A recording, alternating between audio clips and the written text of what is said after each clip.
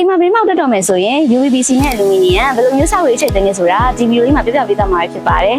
UVC ကအတန်ကိုပိုပြီးဆောက်နိုင်တဲ့ရှိလို့လမ်းဘေးကစီမံတန်တွေကိုလည်းဖြတ်တောက်ပေးနိုင်ပါတယ် Aluminium ကတက်ချုပ်ဖြစ်တဲ့အတွက်အတန်ဟိုင်းတွေကိုပိုပြီးပဲ့တင်ခက်စေပါတယ်ဒါကြောင့် UVC နဲ့ရှင်ရင်အတန်လုံးလုံးနှိမ့်ရရောနေနိုင်ပါတယ် UVC ကတော့အပူဒဏ်ကိုကာကွယ်ပေးတဲ့အတွက်အိမ်ထဲကိုပိုအေးစေပြီးအိမ်ကုန်းကကိုတက်တာစေမှာပါ Aluminium ကတက်ချုပ်ဖြစ်လို့အပူစီးမှုမြင့်ထန်စေပါတယ်နေပူရင်ဘောင်တွေပါလိုက်ပူတတ်ပြီးမဲ့တာမန် break နေပညာသုံးထားတဲ့ high end aluminium တွေကတော့အပူဒဏ်ကိုတော်တော်လေးခံနိုင်ရှိလာပါပြီ UVC ပြင်းပေါက်တွေကအနှစ်20ကနေ30တက်ရှိခံပါတယ်သတိထားရမှာကအကြာလာရင်နေရောင်ကြောင့်အယောင်လွင့်တာအနည်းငယ်ပွားအောင်လာတာမျိုးဖြစ်နိုင်ခြေရှိပါတယ် aluminium ပြင်းပေါက်တွေကတော့တက်ချုပ်ဖြစ်တဲ့အတွက်ပုံပြတ်တာအယောင်ပြောင်းတာမျိုးမရှိသလောက်နဲ့ပြီးနှစ်40ကနေ50ကျော်အထိခံနိုင်ရှိတဲ့အတွက်ခိုင်ခတ်မှုပိုင်းမှာတော့သူ့ကိုလုံးဝရှော့တယ်လို့မရဘူးเนาะချိန်ခံရတဲ့ထူထူတဲ့စိတ်တဲ့လူတွေအတွက် UVC ပြင်းပေါက်တွေကပိုပြီးတင်တော်ပါတယ် aluminium ပြင်းပေါက်ပုံတွေကပေါ့ပါပြီးစလင်းဖြစ်တာကြောင့်ခင်မီတော်လိုချင်တဲ့သူတွေအတွက်အကောင်းဆုံးပါပဲချုပ်အနေနဲ့အတန်လုံးပြီးတန်းချင်ရင် UVC ကိုရေးချလို့ရပြီးခင်မီပြီးတန်းရှိသုံးခံချင်တော့ aluminium ကိုရေးချတင်ပါတယ်ရှင် UVC ပြင်းပေါက်ရော aluminium ပြင်းပေါက်ရောတနေရာထဲမှာသိချိုင်နိုင်ရှင်ဝယ်ယူနေဆိုရင်တော့နီးစက်ရ brand လိုပဲရောင်းချင်တာတိုင်းကိုအခုပဲလာခဲ့လိုက်တော့နော်